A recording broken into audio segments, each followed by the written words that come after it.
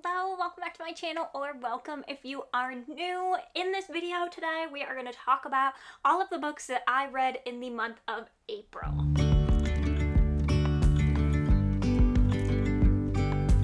And April was actually a pretty chill reading month for me. I definitely didn't read as much as I normally do, but like I'm totally okay with that. The past couple months I have read a lot.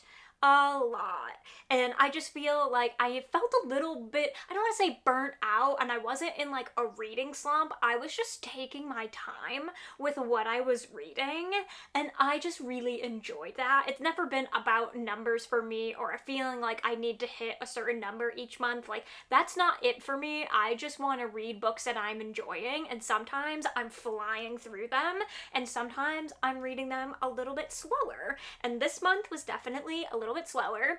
I also checked out a ton of books from the library this month, so unfortunately I don't have a lot of the physical books with me, so I will just be putting pictures up for you. And yeah, let's just go ahead and get started. So I'm going to talk about the graphic novel slash manga that I read first. I will have everything time-stamped below for you in case there's a certain section that you want to skip or what have you. I mean, don't, but like it'll be time-stamped if you do. So let's first start off with graphic novels and manga. I read multiple in series this month, so I'm just gonna kind of talk about them as a whole. So the first is Spy Family. I read volumes 1 through 3 this month, and oh my god, I cannot believe that I have not read manga before, because it is so fun. I'm not gonna lie, it took me a second to like get into the back to front. I was like a little confused at first. My brain, it took a minute to train it, but from there we were fine. And oh my goodness, I cannot believe it's taken me this long. This series already has like my whole heart. I am obsessed. Anya, I will protect her at all costs. Like, I freaking love her so much. I mean, I love the whole family. I will say that there's some weird shit happening with her brother, which is just is very strange. But overall, I really enjoyed it. So I gave the first volume 5 stars, the second volume 5 stars, and the third volume 4 stars, because I just didn't like the stuff that was happening with her brother. I just felt like it was a little bit icky. I just wasn't here for it. I didn't really enjoy it. So that volume was a little bit lower, but still like super enjoyable. And I love Anya. Like I said, I will protect her at all costs. She is just perfect. Love her so much. She gives me the same feeling that I get when I look at Grogu. Like Baby Yoda. I see him and I'm like, oh my god, you're the cutest fucking thing I've ever seen in my life. And like the same thing about Anya. I just love her, and like she just, I can't. I just like want to squeeze her, but like not. Oh my god. Anyways, I love this series so much. I just love that, like, they have this whole dynamic, and they do not know anything. If you don't know what Spy Family is about, really, it's about this guy who's a spy who gets sent on a mission to basically build a family to get to this one guy. And the guy, his son is a student at this private school, so he has to basically take on a family and like infiltrate this private school and try to get on the son's good side to get to the dude that's like he's supposed to get to. That's such like a vague description, but oh my god, it's so cute, and like I just love it. So like him finding his family, finding Anya, finding his wife, oh my god, I'm obsessed. It's so cute, and like I cannot wait to continue in this series. I already have as I'm filming this, and it's just perfect. And then the next series that I got into was Lore Olympus. I was not sure if I was going to like this or not, because I'm not gonna lie, I'm like a complete noob when it comes to Greek mythology. I took a class in high school, but like I did horrible at it. One, I just didn't care, but like I just since then have never like cared to find out more. Like, I know Zeus, I know the main players here, okay? But like, I don't know enough of their like actual story to be knowledgeable about it. And then Lore Olympus is about Persephone and Hades and their relationship. But what I love about this is it's their story, but like modern day. So they talk about things like social media and things that are happening now, and like it's cool to take a selfie and like go out to the club and like do stuff like that. And I just think it's so fun. It's also very dark. Like, this series is definitely very dark. Look up trigger warnings before going into it, because there's a lot of talk about sexual abuse, sexual assault, toxic relationships, grooming. Like, there's so many different things, so definitely look up the trigger warnings. But oh my gosh, I love the artwork style of it. I have one of them here. I haven't read this one yet. This is volume 3. I read volumes 1 and 2 in April, but like the coloring of this is so fun. The blues and the purples is just perfect. Like, oh my god, I love it. And I just love that they've put this modern spin on it for people like me who are like, I have no idea what this story really is, so give it to me in a modern way and I will understand it, and like I'll be able to carry it with me more. So I love it. Like I said, look up the trigger warnings, but I am having so much fun with it. Even though it is very dark, it's so easy to read and I'm just having a great time. And then I read Anya's Ghost, which not related to Spy Family at all. I believe this is a standalone graphic novel, and this is just a cute, spooky, I believe it's a middle grade or / young adult graphic novel about this girl who falls down into a well and comes across a ghost. That's all you need to know. It's very dark, like the artwork is very dark, which I love. I love spooky graphic novels, I'm learning. I'm definitely gravitating towards those for sure. And this one, of course, it just has the, like, a wholesome message built into it while also being very dark and twisted. And I was like reading this and I was like, okay, this is like fun and cute or whatever, but I don't think it's gonna be anything like out of left field or anything crazy. And then the ending comes, and there's like a total plot twist that happens in this graphic novel, and I was shooketh. I like was not expecting it because my mind just wasn't going there. I wasn't expecting a plot twist. So when the plot twist came, I was like, wait. But like, yes. And I just loved it. I gave it 4 stars. I had a blast. I just thought it was so fun. So I definitely recommend checking it out. And then I read the second in the Lightfall series, and I gave this one 4 stars. I love being Cad so much, so I was just so excited to see what they got up to in this one. But I do think that the plot of this one was a little bit rushed, where we had the like hunt for the grandfather going on in the first one, and like I'm not going to spoil anything. I just thought that the plot of this would be a little bit more drawn out throughout the series, but I like that's totally on me. Like, you know me, I don't look into plot. I don't read the backs and I don't read synopsis or anything like that. So like it might have even said that, but anyways, I just felt like the plot was a little bit rushed for what it was, but I still had a great time. I love being Cad. They are just so wholesome. They're just found family, and we bring on some new characters in this book, which I love. So I will continue on in the series, of course, because I just love them so much. This one just didn't give me that like 5-star feeling that the first one did, but I still had a great time. And then lastly, in the graphic novel section of this, I think y'all know I did a vlog. This was my first episode of Books and Barbells, and in that vlog, which I'm like so excited about that series, by the way, so if you haven't checked out that video, I will link it in the cards as well as in the description. I'm so excited about it. But in that vlog, I read all 4 of the Heartstopper series. And obviously, what is the series so far? What do I even say? This series is literal perfection.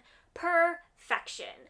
I freaking loved it. I gave the first one 5 stars, the second one 5 stars, the third one 4 stars. Just this one felt like a little bit flat for me. It was more of like a build up. I felt like it was definitely one of those, like, it had middle child syndrome where like some things were happening but they weren't like as exciting as like the other volumes so far, and it was just kind of like, okay, this is like a filler to what we're leading up to, because the ending definitely ramped up for that one and gave the intro of what we needed to know going into the fourth one, which was 5 stars, but like also the most emotional of them, the most heartfelt, heartbreaking. There's a lot happening in volume 4.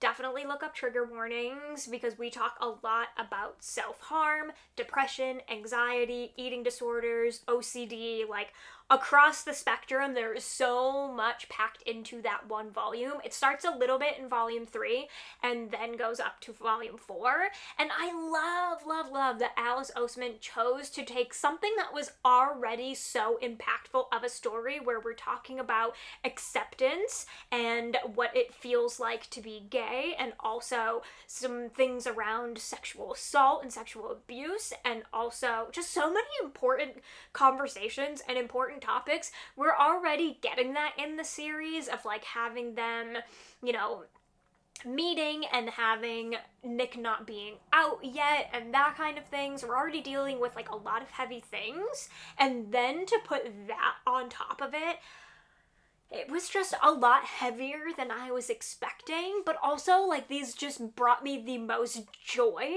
and like just brought so much happiness into my life despite being so heavy. And that is just a testament to like how good Alice Oseman is and how good this series is. So I highly, I mean, I'm sure everybody's read it already. I know I'm like so behind, but if you haven't, please check out this series. It is so good. You will fall in love with Nick and Charlie. You will fall in love with the supporting cast, because there are so many characters that I love in this series. It's not just them. Freaking obsessed. Love it.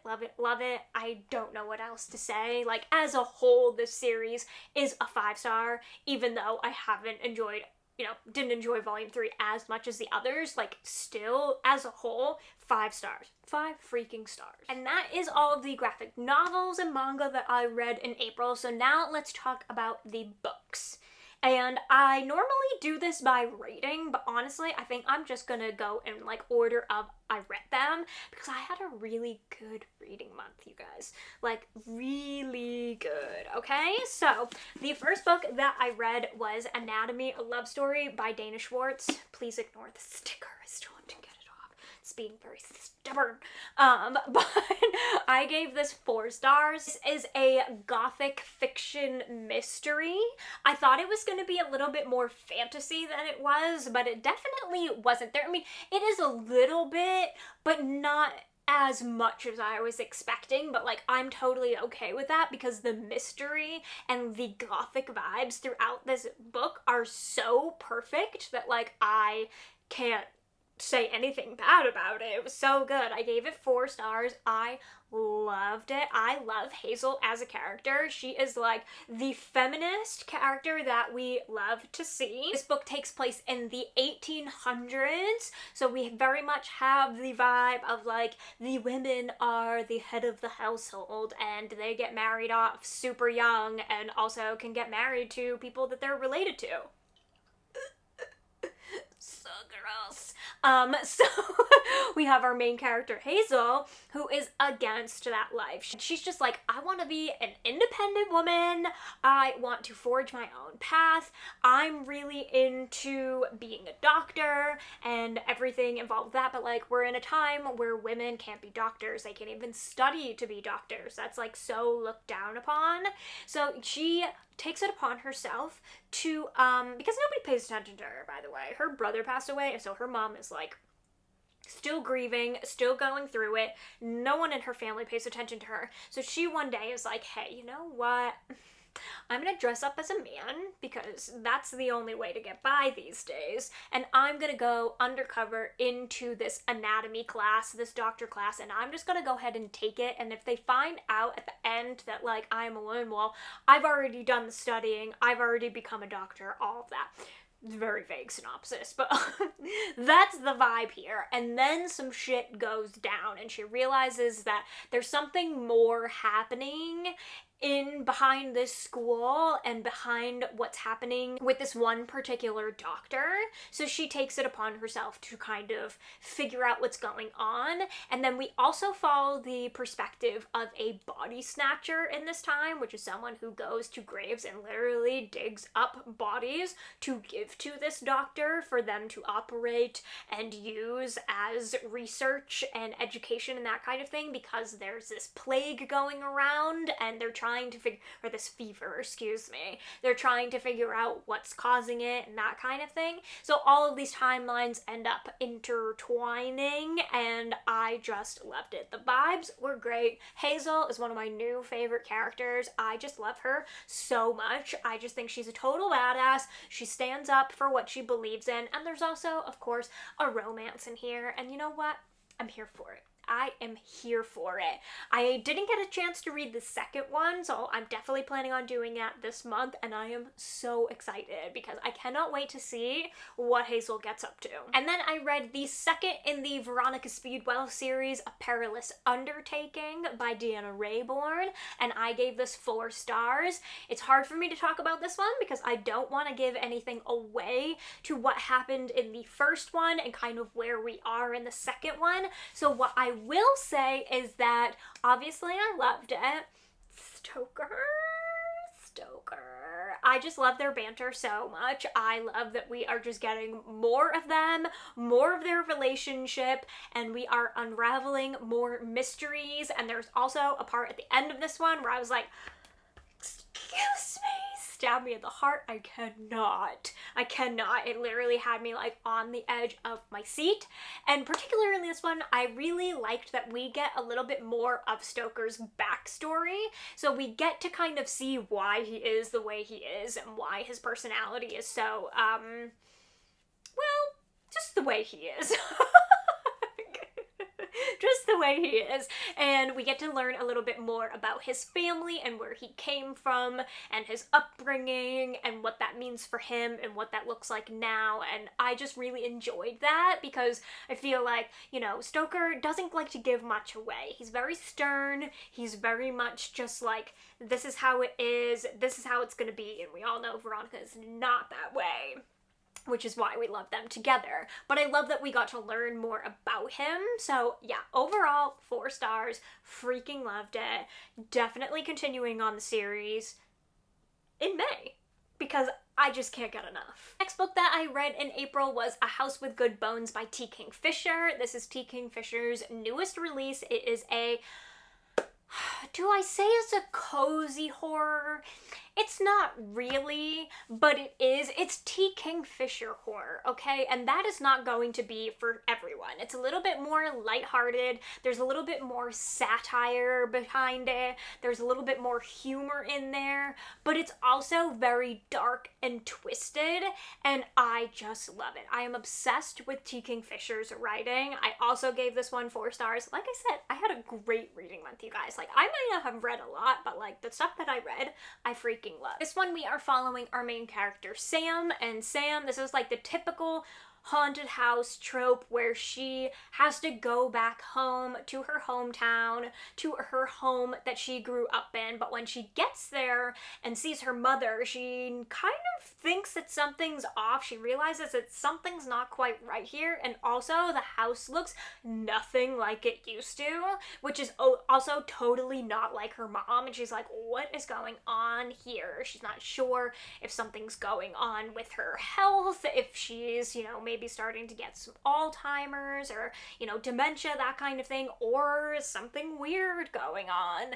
And, you know, she's staying in the house and that kind of thing. So we have our kind of typical haunted house setup here, but this book takes a turn that, like, you just do not see coming. If anyone anyone reading this book is like, oh yeah, I totally saw that coming, you are lying, because this book is definitely over the top. It's definitely not going to be for everyone, and what I will say is that if you have a thing about bugs, hi me, I hate bugs. Like, I do not.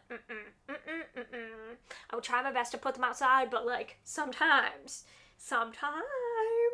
I just don't. They give me the ick. Like, I get so creeped out and like give me goosebumps and creepy crawlies and everything.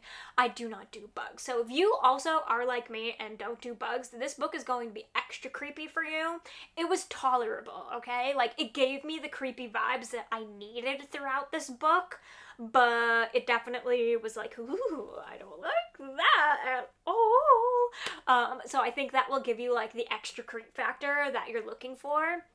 But also, this book just has these total, like, crazy ending, but, like, in the best way, in my opinion. If you've read Tea Kingfisher before, you know. I don't need to say anything else. I highly recommend this book. I loved it. Like I said, I know it's not going to be for everyone. It definitely leans more on, like, the cozy horror, lighthearted horror. It's not going to be, like, the scariest thing in the world, but the story I felt was really impactful, and where it went, like, I just did not, there's no way I could have like possibly imagined that happening, but like, I love that. So if I didn't already say, I gave it 4 stars. Freaking incredible. And then I just continued on my cozy train, because that's really the vibes that was April. It was all about cozy reads, okay? I was just here for it. I was in it. I was like, I just want to read things that like make me feel good. And to like give me the springtime refresh vibes, and like that's exactly what we did. So my next read was Shady Hollow by Junal Black. This is a cozy mystery, but it's done in a totally different way than like I've ever seen before. Not necessarily in movies, but in books, where we have our main characters are animals, and they speak and they act like humans, like in their everyday life. So you have, you know, one that's a reporter, you have one that owns a bookstore, you have an owl that's a professor, you have a moose that owns a coffee shop, which I just thought was so funny, because like caribou coffee is like a thing, which I just like thought was hilarious. And this is your typical like murder mystery happening, but like make it animals, and I just loved it. I loved this like fresh take on the cozy mystery. I just thought it was so fun. I had a great time. Highly recommend the audiobook. I read in tandem with the physical and had a great experience, and this is a series, so I will be continuing. I cannot wait. I think it's just so fun, so lighthearted, and the mystery was actually really fun and interesting, and like kind of felt like high stakes in a way. Like, it was so low stakes, but it felt a little bit higher, and that could just be my enjoyment level coming through. But I was just like, I wouldn't say on the edge of my seat, but I was invested in this mystery that was happening. I needed to know, and I saw all of the players in play, and I was trying to solve it as I was reading. I kind of went in with like no expectations, because like, how do you go into expectations with a book like this where we're having animals? Like, you just do not know. But I had the best time. I thought it was so fun. I gave it 4 stars. Great time. Highly recommend it if you're looking for like a fresh take on the cozy mystery. I don't know if it's going to be for everyone, but if you like animated movies, I think you will enjoy this. My next read is quite possibly my favorite read of this month besides Heartstopper, and that is The Dead in the Dark by Courtney Gould. This book caught me completely off guard. Like, I was expecting to have a good time, but I wasn't expecting to love it as much as I did and to have such a good time. I gave this 5 stars. I just thought it was absolutely incredible and so well executed, in my opinion. This is a young adult horror, and we are following our main character Logan and her 2 dads, and they have a sort of like paranormal TV show, and they have to go back to this town called Snakebite, which is where the dads grew up. They grew up knowing each other, but they weren't like involved with each other until much later in life. So they each kind of have their own history with the town, and they go back because something strange is happening and teenagers are going missing, but also one of the dads is having like some kind of weird, he's just acting differently, having some strange behaviors, and the town very much like is against them being there. One, because they are gay, but also because they have this paranormal TV show, and they think that one of the dads, Brandon, is involved. He's the one that's acting a little weird. They think he's involved in the disappearances. So we have this kind of mystery unfolding of the teenagers going missing, and then we have, you know, Logan coming to this really small town. They come from LA, so her dealing with like this small town, everyone looking at her dad's really weird and treating her differently, and I just had a great time. The way this book turns out in the end had my jaw on the floor. Again, didn't see any sort of anything coming. I just was having such a good time that, like, again, just kind of put my expectations to the side, was just so in the story. So I had plot twist after plot twist after plot twist that, like, I just did not see coming at all. It also is a horror, so it's a bit creepy. The things that are happening are definitely like dark and disturbing, and you're like, ooh. And then we also have like a teenager who's also just trying to like fit in and find her way, and we also have all of this LGBTQ plus representation, which I love, between the dads and Logan herself, and like what it means to be gay in a small town also, and like how a small town can treat you, and like what it's like to go out in the world and then come back to a small town. So many conversations around that.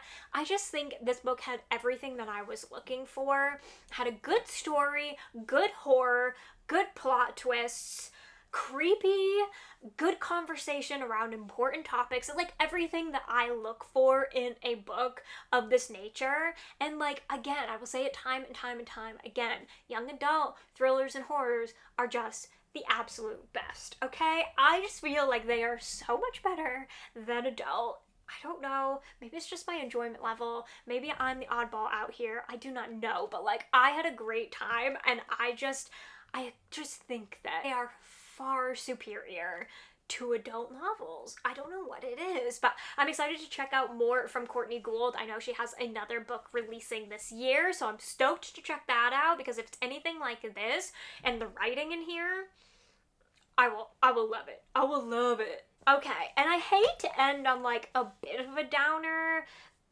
and it's not like a complete downer, but my last read of the month was Shadow and Bone by Leigh Bardugo, and I don't know if Leigh Bardugo is for me. Okay? I just do not know, because Ninth House didn't go as I was expecting. I was expecting to love that, and I believe I gave it 3 stars. And this was also 2.5, 3 stars.